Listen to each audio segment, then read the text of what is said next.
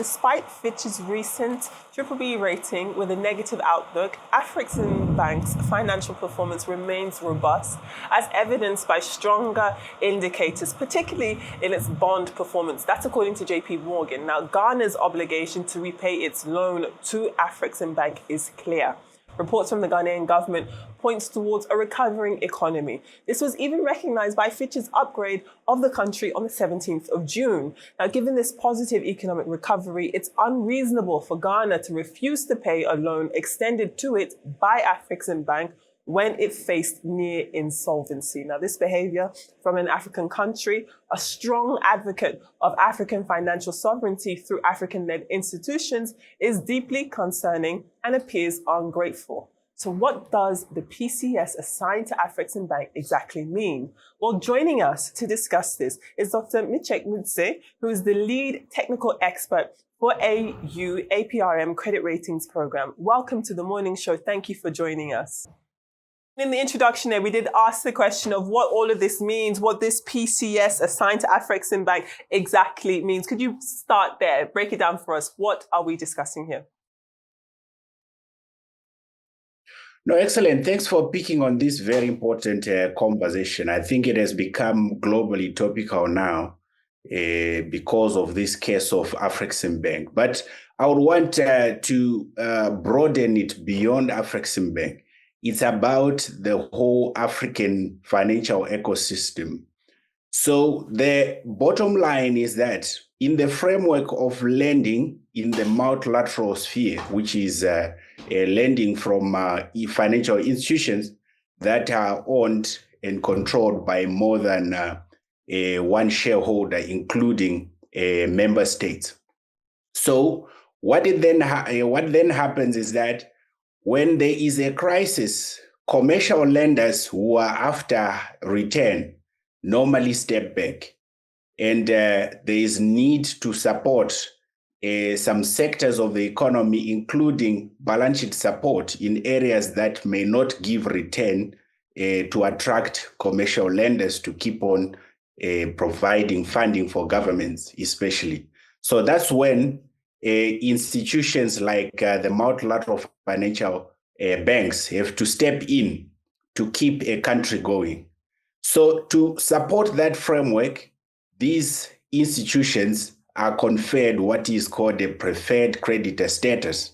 So it's an unwritten rule, but the assumption is that even in the status of default, the borrower will still provide or will still repay what they owe to them before they repay any other creditor, just to secure the risk of non-payment in case there's an extreme case. So that's the whole concept, in short, of a preferred creditor status.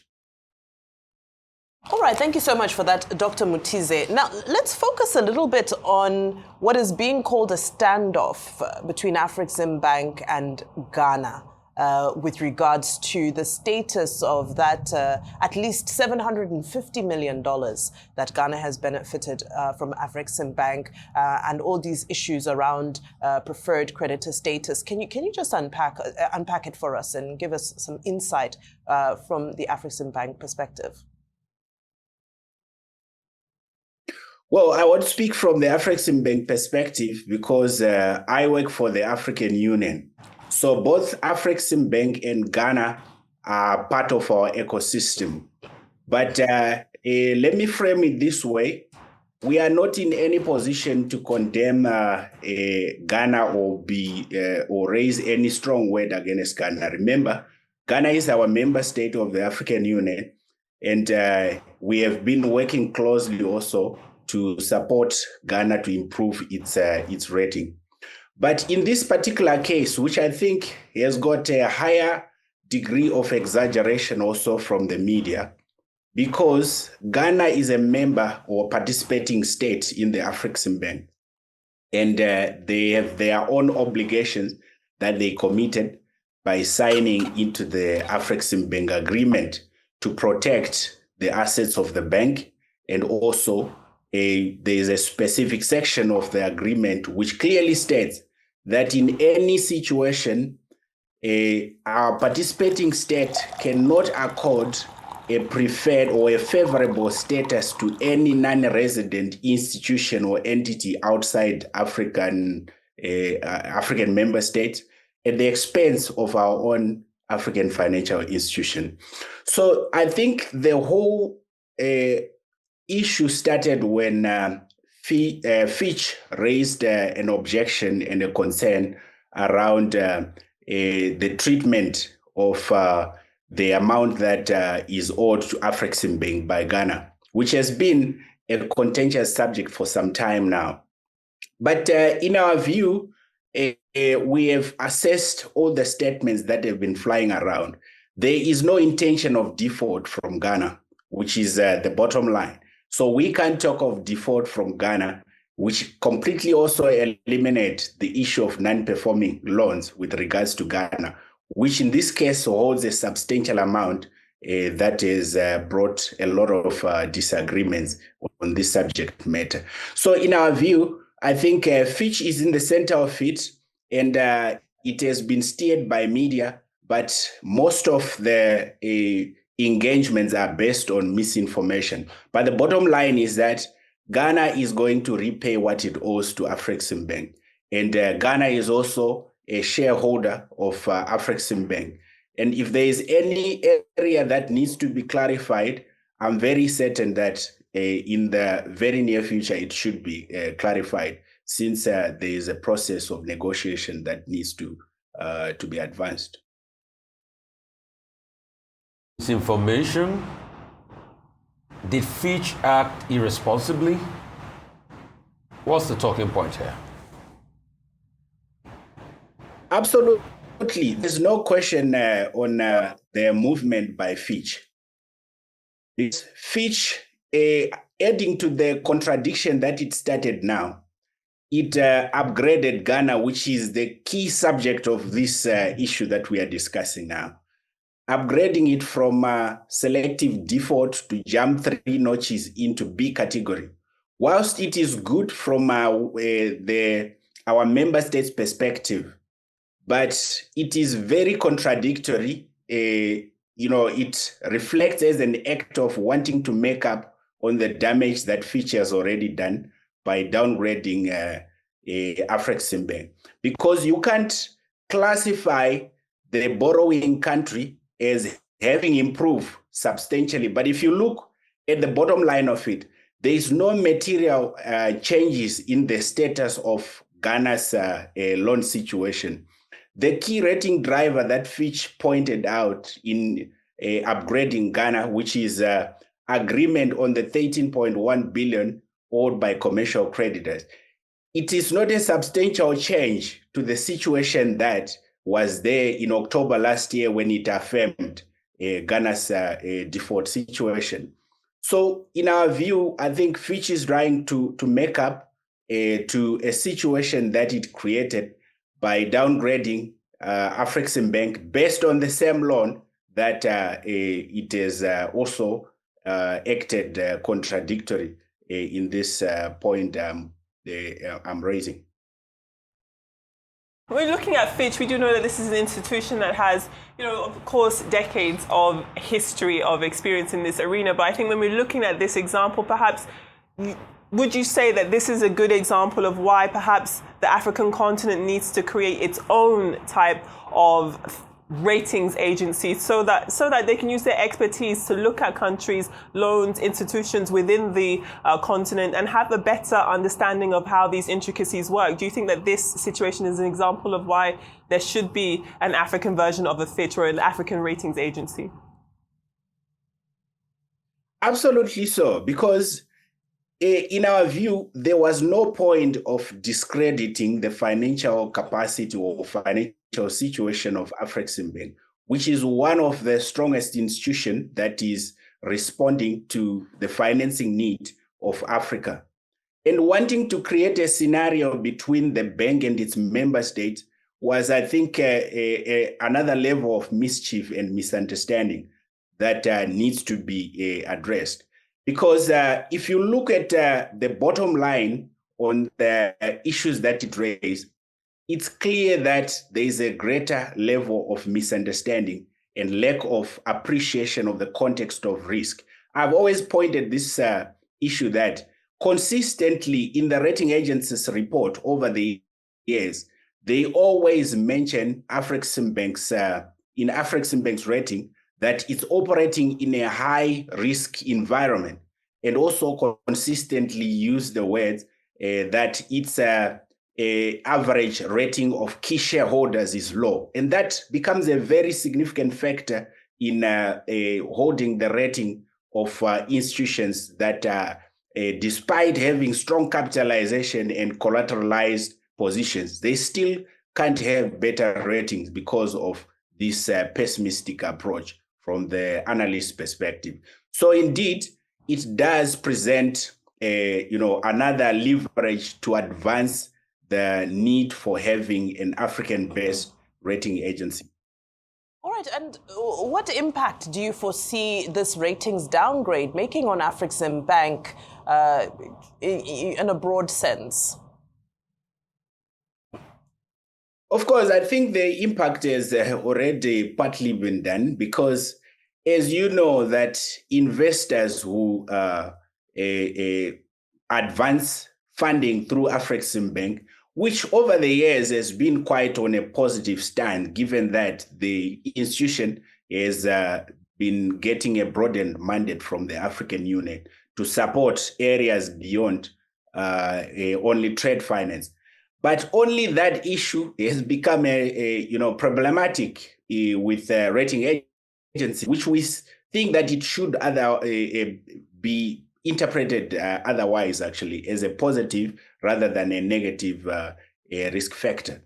So raising these risky points, which to some extent are over-exaggerated, of course, it ignites a spike in the interest rate demand from investors buy into Afreximbank bond.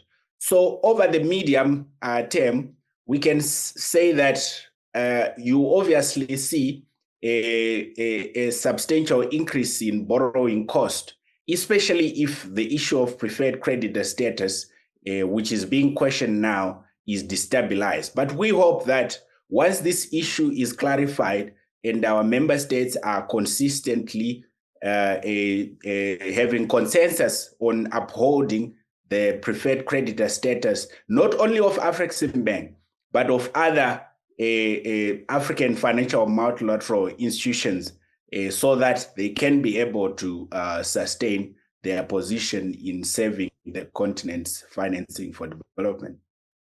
Do you think this was a hatchet job, and do you think there was also a colonial basis in it? Because, I mean, this is African, an African-centered bank.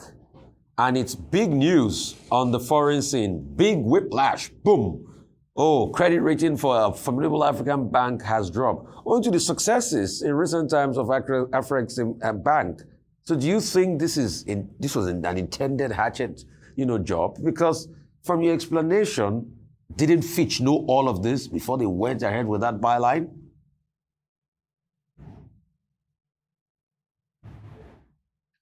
Well, I think there's been a lot of discomfort, specifically with Afreximbank.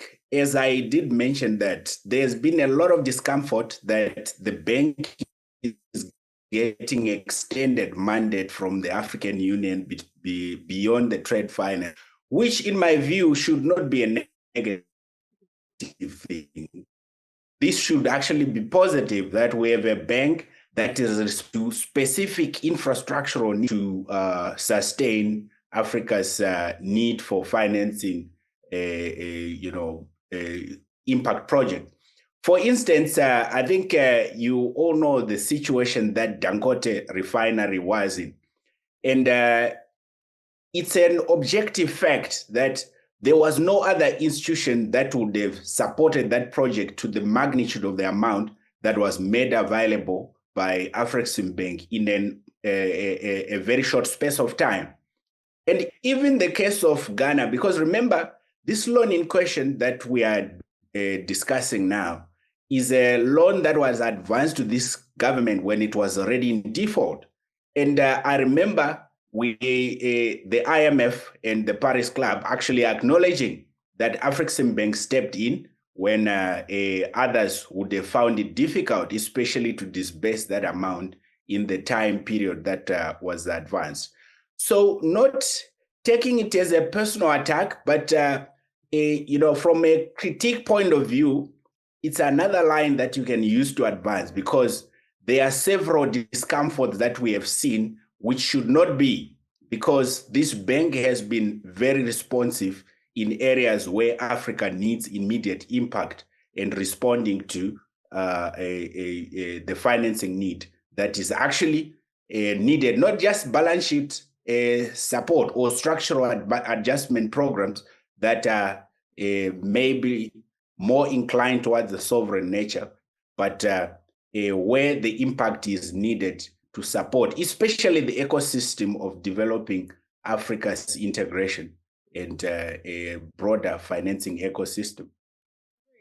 I think we would all struggle to find any other type of banking institution that has done the work that Afreximbank has done in terms of putting forward Africa as a continent. But obviously, when you break it down into different countries, different arenas, different industries, Afrexim seems to be across the board a bank, a lender, an institution that cares about putting Africa on the forefront. And I'm glad that you mentioned the Dangote refinery, because Alhaji Aliko Dangote spoken at length about how he is grateful to Afreximbank for its support when he was putting the refinery together. So again, when we're looking at this situation, it is, I can imagine that Afrexim would appreciate the fact that this conversation is being had and that people, our audience, are able to understand the ramification of what's been happening. But for you specifically, what do you think, or how do you think Afrexim should respond going forward in its own carrying or conduct of business? Or do you think that they don't need to change anything? Is there anything that they can do if you don't? I hope that was clear. Yeah, I think the bottom line is Afreximbank should maintain its position that any of the loans that it has advanced or it will advance in future should not be restructured, because I think there is a sufficient legal basis for that. And also from the commitments that our member states, which I think should actually be formally be brought back from into the African Union platforms to discuss this particular point specifically on preferred creditor status. So they should maintain that, and the subsequent strategy will obviously be continuing to make an impact in the projects and support programs that they've been doing, which I think if they step back, there is no institution that has actually been prepared to step into this space. So suffice to mention at this point, the African Union is actually in the process of establishing its own 3 financial institutions: the Africa Central Bank, the Investment Bank, and the Monetary Fund. And these institutions the protocols have been ratified, or has been approved in 2012. And up to now, we are still in the process of getting the necessary ratifications to be able to operationalize this institution. Yeah. And the reason why we are raising this issue with Ghana is because Ghana is currently the champion. The president of Ghana is the champion of these 3 financial institutions. So our criticism on the position of removing the preferred creditor status of Afreximbank and other African multilateral institutions, it is not just referring to the status of Afreximbank. It is about the whole ecosystem, because if we discredit one institution, it's a precedent that will discredit the whole ecosystem of African financial institutions. And investors are going to have this in their memory for long. Thank you so much. Really appreciate you for your time this morning and the clarity you bring to this Fitch rating matter of Afrexim credit rating.